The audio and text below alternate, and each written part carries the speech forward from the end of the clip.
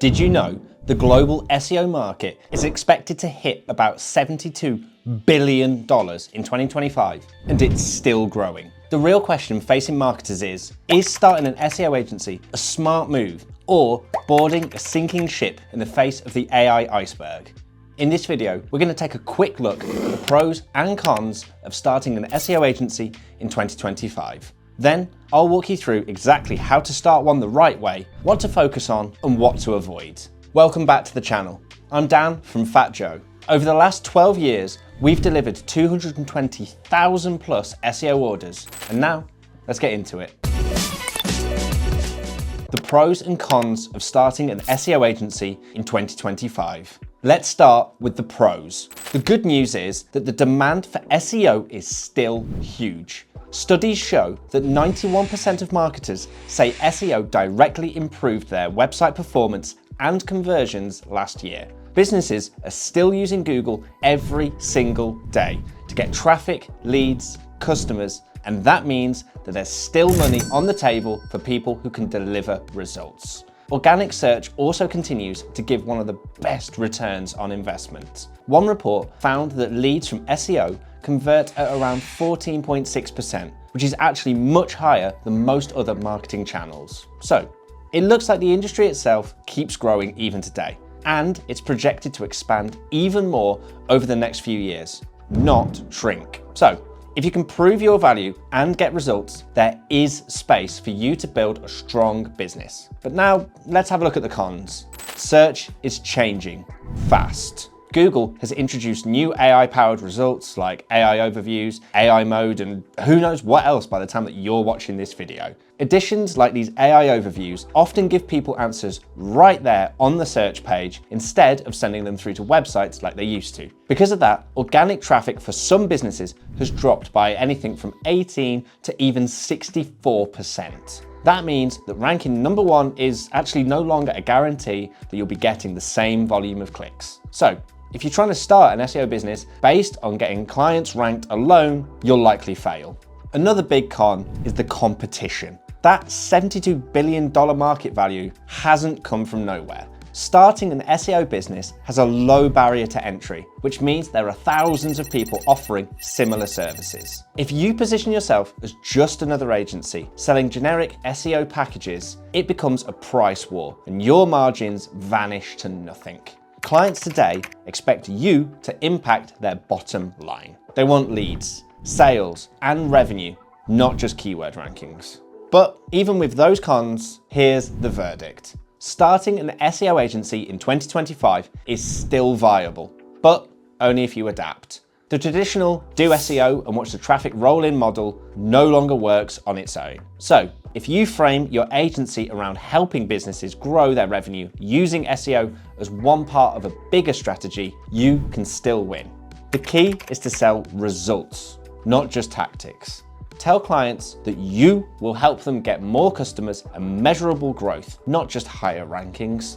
Now, let's move on to the second part of the video, how to start an SEO agency and what to avoid.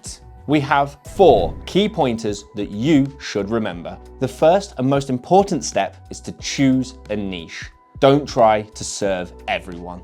That's one of the biggest reasons that new agencies fail.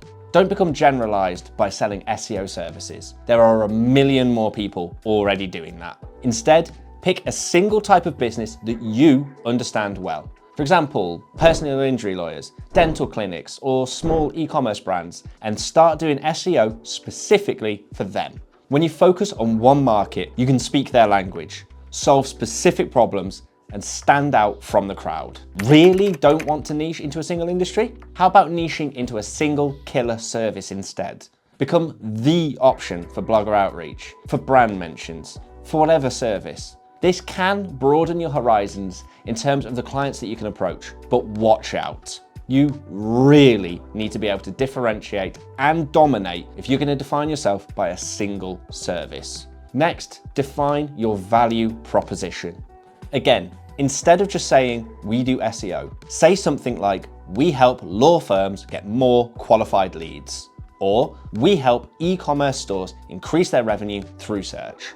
Always describe what you do in terms of the business outcomes that really matter to your clients. Make them understand that hiring you means making more money for them. Then you should build your service processes. Your deliverables should be clear and repeatable if you want to be scalable and successful. Invest in a clear dashboard to show the progress that you're making, either purely of the deliverable ordered, working on and delivered, or even better, of the deliverable and the associated key metrics if you're going a little bit deeper. For us, we're deliverables only. That just fits our positioning as the ultimate deliverables agency. But if you're engaging more end-user style clients rather than traditional full agencies, the ability to show directly how your services are having positive impacts can only be a good thing. Finally, when you're ready to find clients, start small. Offer some discounted pilot projects or short-term campaigns to start building up some case studies. You might have to eat dirt in the beginning, meaning doing your work for less money to prove yourself, but that's how you break into an already saturated market. Once you have some results and testimonials behind you, raise your prices and focus on retention. Remember, keeping a client is much cheaper than finding a brand new one. Now, we'll talk about the 4 key things that you have to avoid. Don't pretend to be a big agency if you're just starting out. Clients appreciate the honesty. Let them know that they'll be working directly with you or your small team. Don't outsource everything before you yourself understand how the work should be done. If you hand tasks off too soon in the process, you risk poor results and unhappy clients. Learn the process yourself first, then create systems so that you can delegate later down the line. Spin it into a good thing. Lean into that initial boutique feeling to make clients feel valued. Also, avoid posting endlessly on social media just to look busy. Vanity metrics like followers and likes don't bring in paying clients. The best clients, they actually usually come from referrals. So instead, focus on doing great work that people want to talk about and then recommend your services to others. Be present, just not excessive.